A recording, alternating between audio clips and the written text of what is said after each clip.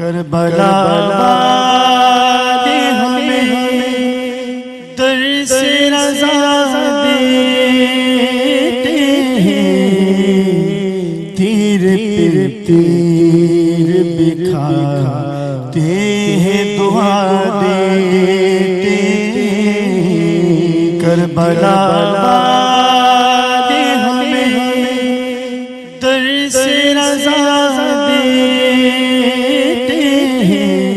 السلام علیکم ناظرین، آپ کا میزبان حسن عابدی حاضر ہے ٹائم ٹی وی کے خصوصی ٹرانسمیشن ماہ محرم کے حوالے سے کربلا اور درس رضا، اور ہمارے ساتھ مہمان ہیں جناب علی جناب مولانا قبلہ و کعبہ حجت اسلام والمسلمین مولانا مبشر علی زیدی نجفی صاحب۔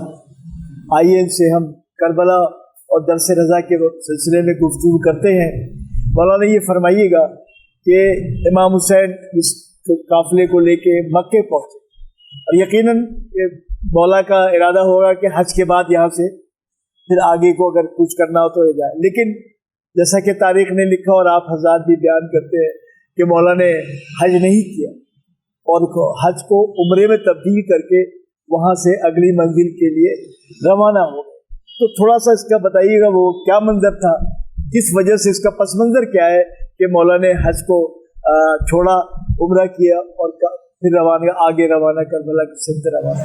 اعوذ باللہ من الشیطان الرجیم، بسم اللہ الرحمن الرحیم، الحمدللہ رب العالمین، ثم الصلاۃ والسلام علی رسولہ الکریم و اہل بیتہ الطیبین الطاہرین، اما بعد۔ یوم الترویہ 8ویں ذی الحج کو امام علی مقام مکے سے روانہ ہوئے۔ اب سوال یہ پیدا ہوتا ہے کہ حج کو عمرے سے کیوں تبدیل کیا اور مکے سے روانہ کیوں ہوئے؟ جیسا کہ روایات میں بھی وارد ہوا ہے، شیخ مفید نے بھی اور دیگر نے ائمہ سے جو روایات نقل کی، جس میں امام صادق علیہ السلام سے بھی ایک روایت ہے کہ امام نے یوم الترویہ 8ویں کو حج کے احرام کو عمرے میں تبدیل کر کے مکے سے روانہ ہوئے۔ اب سوال یہ پیدا ہوتا ہے کس لیے روانہ ہوئے؟ وہ امام نے ایک دفعہ ابن زبیر سے گفتگو کرتے ہوئے کہا تھا کہ میں مکے سے ایک بالشت باہر بھی اگر قتل کر دیا جاؤں تو یہ بات مجھے پسند ہے بجائے اس کے کہ میں مکے میں قتل کیا جاؤں۔ میں نہیں چاہتا کہ میرے خون کو مکے میں بہایا جائے۔ اب وجہ کیا ہے؟ یہ پہلا سبب کہ امام علی مقام نہیں چاہتے تھے کہ انہیں مکے میں قتل کیا جائے، اور امام علی مقام کو معلوم تھا، میں نے جو پچھلے قسط میں ایک جملہ کہا تھا کہ ظاہری سیاست سے امام نے دلچسپی نہیں رکھی مکے میں، تب بھی یزید کا بھیجنا اپنے سپاہیوں کو قتل کرنے کے لیے حاجیوں کے بھیس میں، یہ اس بات کی دلیل ہے کہ یزید بھی جانتا تھا کہ اسلام کا مرکز حسین ابن علی کی ذات ہے، اور جب تک امام علی مقام زندہ ہے تو لوگ انہی کی جانب متوجہ رہیں گے، لوگ انہی کی جانب مائل رہیں گے، اور میری حکومت کامیاب نہیں چل سکتی۔ تو ظاہراً اس نے حاجیوں کے بھیس میں بھیجا۔ کس لیے بھیجا؟ کہ سید الشہداء کو قتل کیا جائے۔ اب دو چیزیں تھیں، حاجیوں کے بھیس میں اگر کوئی آ کر سید الشہداء کو قتل کر دیتا تو سید الشہداء کا جو مقصد ہے، سید الشہداء کی جو قربانی ہے، وہ بالکل جیسا میں نے پچھلی قسم میں ایک جملہ کہا تھا کہ کوئی جادہ بنت اشعث ابن ملجم کا لبادہ اوڑھ دیتا، یزید کو بچا لیا جاتا کہ چند لوگ تھے، چند خارجی تھے جنہوں نے قتل کر دیا۔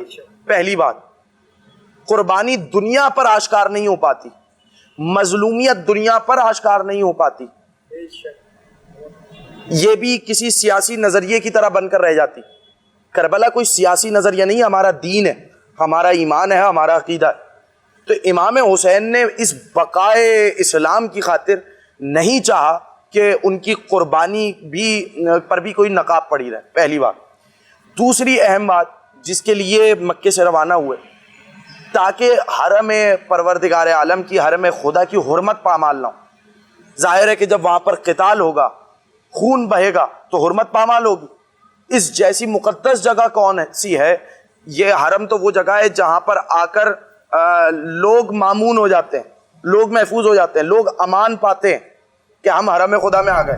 اچھا، اس میں قبلہ پھر یہ بھی ہے نا کہ اگر وہاں یہ ہوتا قتال تو پھر ان کے جو ہے خراب خون، گندے خون بھی ظاہر ہے وہاں گرتے۔ ظاہر ہے ان کے خون بھی وہاں پر شامل ہوتے، اور دوسرا یہ کہ جب قتال ہوگا تو بعد میں لوگ سوال کرتے اور لوگوں کو معلوم ہوتا کہ رسول کا نواسا خدا کے حرم میں مارا گیا. اور یہ جو آپ کا جو مقدس مقام ہے ایک، کہ آپ جو کہتے ہیں کہ سب لوگ یہاں پر آ کر امان میں آ جاتے ہیں، تو آپ سے سوال نہیں کرتا جب رسول کے نواسے کو اللہ کے حرم میں امان نہیں ملی. سبحان اللہ، سبحان اللہ. حالانکہ اس کے بعد بھی کئی واقعات ہوئے، لیکن یہ جو ایک واقعہ ہے کہ پروردگار عالم نے اس کو امان قرار دیا. جب حرم خدا کو پروردگار عالم نے امان قرار دیا تو اس بات پہ عمل کون کرے گا؟ وہی کرے گا نا کہ جس کے دل میں اسلام ہوگا، جس کے گھر میں اسلام آیا ہوگا، جس نے اسلام کو زندہ اور پائندہ رکھنا ہے، اور جس کو اسلام کی کوئی فکر نہیں بلکہ اپنی سیاست اور اپنی حکومت، اپنے تخت کی فکر ہے. اس کو کیا معلوم، اس کو کیا فکر ہوگی کہ اسلام بچتا ہے بچے نہ وہ تو یہی چاہے گا میری حکومت بچ جائے، اسلام بچتا ہے نہ بچے. اور یہ مقصد سے بھی واضح ہے. اسی لیے امام علی مقام کا جملہ ملتا ہے اور اس کے مقابل میں یزید کے اشعار ملتے ہیں. یزید نے شراب کے نشے میں چور ہو کر کہا تھا نا کہ نہ کوئی نبی آیا نہ کوئی وحی آئی. یہ تو بنی ہاشم کا ڈھونگ تھا اقتدار کے لالچ کے لیے. دیکھیے امام کی قربانی کو کیسے کہا جا رہا ہے کہ اقتدار کے لیے نکلے، اقتدار کے لیے نکلے. اگر اقتدار کے لیے نکلتے تو لشکر لے کے نکلتے، اقتدار کے لیے نکلتے تو ماؤں بہنوں کو ساتھ لے کے نہ نکلتے، اقتدار کے لیے نکلتے تو جگہ جگہ سے لوگوں کو لشکر جمع کرتے، ساز و سامان ہوتا، تیاری ہوتی. لیکن امام علی مقام تو حج کو عمرے سے بدل کے جا رہے ہیں. مکے اور مدینے کے لوگ سارے عالم اسلام کہاں جمع ہے؟ خانہ کعبہ میں. اس سے بہتر کوئی اور موقع تھا لشکر جمع کرنے کا؟ جب پوری دنیا سے حج کی فریضے کی ادائیگی کے لیے لوگ پہنچے ہوئے ہیں، اس سے بہتر کوئی موقع تھا لشکر بنانے کا؟ لیکن امام نے کیا کہا؟ ان کان دین محمد لم یستقم الا بقتلی فیا سیوف خزینی. اگر میرے نانا کا دین میرے قتل کے بغیر نہیں بچ سکتا تو آؤ تلواروں مجھے ٹکڑے ٹکڑے کر دو. امام نے اپنا مقصد بتا دیا کہ میرا مقصد بس ایک ہے، دین اسلام کی بقا.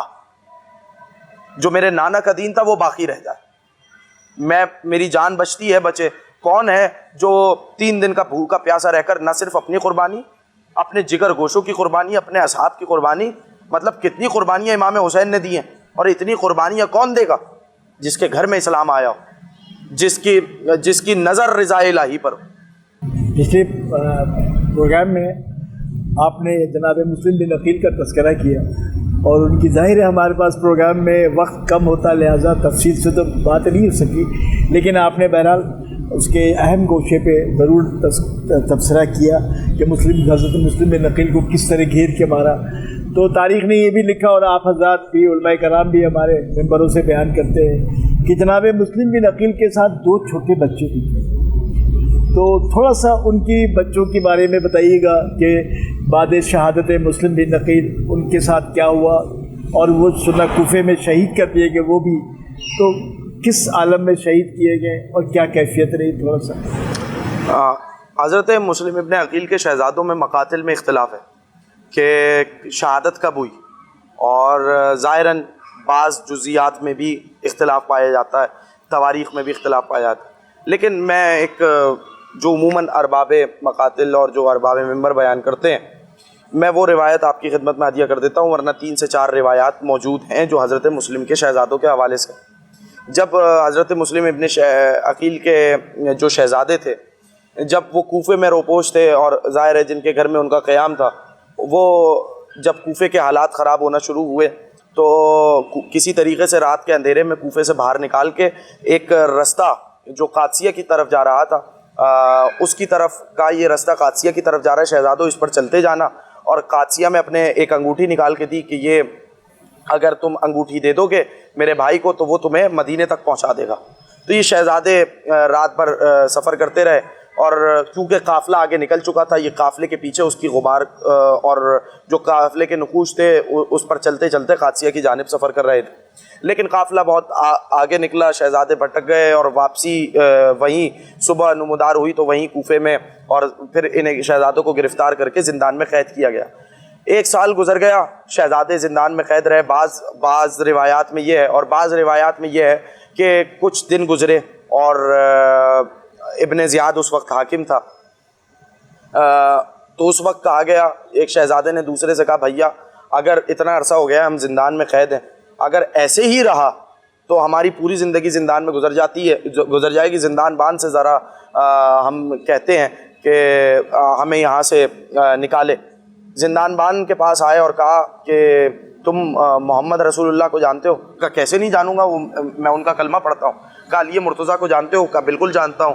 کہا فاطمہ زہرا کو جانتے ہو؟ کہا بالکل جانتا ہوں. کہا ہم انہی کے نواسے ہیں, ہم مسلم ابن عقیل کے فرزند ہیں. جب یہ سنا نا اس نے یہ جملہ تو کانپ گیا. ایک مرتبہ کہا اے شہزادو, میں اس وقت کھانا دیا شہزادوں کو اور کہا کہ میں رات کے وقت آؤں گا اور تمہیں زندان سے نکالوں گا. الغرض وہ رات کے وقت آیا اور شہزادوں کو زندان سے نکالا اور کوفے کے باہر لا کر اس نے ایک راستے کے اوپر کہا شہزادوں اس راستے پر سفر کرتے ہوئے چلے جانا, تم اپنی منزل تک پہنچ جاؤ. پھر وہ تاریخ بتاتی ہے کہ اس زندان بان کے ساتھ کیا ہوا. الغرض یہ شہزادے سفر کرتے رہے, رات بھر سفر کر کے جب تھک گئے تو ایک درخت کی چھاؤں میں انہوں نے پناہ لی اور وہاں پر ایک خاتون نے انہیں دیکھا اور وہ اپنے ساتھ ان شہزادوں کو اپنے گھر لے گئی. اس خاتون کا شوہر تلاش کرتا رہا کیونکہ ابن زیاد کو جب معلوم ہوا تو اس نے ہر جانب اپنے سپاہی بھیجے کہ وہ ان شہزادوں کو قید کر کے واپس لائیں جو یہاں سے زندان سے چلے گئے. لہٰذا اس کا شوہر بھی پورا دن کا تھکا آ رہا, جب رات میں وہاں پر پہنچا اور دق الباب ہوا, وہ خاتون مومنہ تھی, اس نے ان بچوں کو چھپا دیا رات کو ایک کمرے میں. اور ایک مرتبہ جب وہ واپس آیا, حارث اس کا نام تھا ملعون کا, خدا اس پر لعنت نازل کرے, جب وہ آیا کہا پورے دن کہاں تھے؟ کہا ابن زیاد کے زندان سے 2 بچے چلے گئے ہیں اور میں انہیں ڈھونڈ رہا تھا تاکہ حاکم کے انعام کا حقدار قرار پاؤں. تو ایک مرتبہ جب وہ رات کو سویا ہے بے خبر ہو کر تو دونوں شہزادے گلوے میں باہیں ڈال کر سوئے. عالم خواب میں کیا دیکھا کہ نانا آئے ہیں رسول خدا, امیر المومنین ہیں, حضرت مسلم ابن عقیل ہیں, اور حضرت مسلم ابن عقیل سے مخاطب ہو کے رسول خدا کہہ رہے ہیں کہ یہ بچے ہمارے پاس کب آئیں گے؟ تو حضرت مسلم ابن عقیل نے کہا کہ یہ شہزادے جلد آپ کی بارگاہ میں حاضر ہوں گے. ایک مرتبہ اتنا سننا تھا, دونوں شہزادوں کی آنکھ کھلی, دونوں نے اپنے خواب کا تذکرہ کر کے دونوں بھائی ایک دوسرے سے لپٹ کر اتنا روئے کہ باہر رونے کی آواز آئی. عجیب جملے مقتل کے, اتنا ظالم انسان تھا کہ جب بچوں کی آواز سنی اندھیرے میں آواز کا پیچھا کرتے ہوئے اس دروازے پہ پہنچا اور خاتون روکتی رہی مگر اس نے ایک نہ سنی اور دروازہ کھول کے جب دیکھا کہ 2 شہزادے ہیں, جب پوچھا کون ہے تو کہا جان کی امان پائیں تو ہم بتائیں کہ کون ہے. کہا تو میں کچھ نہیں کروں گا. کہا ہم مسلم کے شہزادے. جو یہ سنا تو ظالم نے بالوں سے پکڑا اور دونوں شہزادوں کو اتنے تماچے مارے, مسلم کے نونہالوں پر تماچوں کی بارش کی, اور ایک مرتبہ دونوں شہزادوں کے ہاتھوں پیروں کو باندھا اور اپنے ساتھ فرات کے کنارے لے کر گیا. اور وہاں پر ایک غلام اور ایک بیٹا ساتھ ہے. یہ مومنہ پیچھے آ رہی ہے دوڑتی ہوئی اور واسطے دیتی ہوئی کہ تجھے اللہ اور رسول کا واسطہ ان شہزادوں کو قتل نہ کر.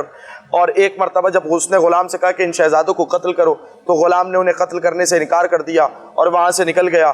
بیٹے سے کہا تو بیٹے نے بھی قتل کرنے سے انکار کر دیا. میں مختصر بیان کر رہا ہوں, اور آخر میں وہ خود آگے بڑھا.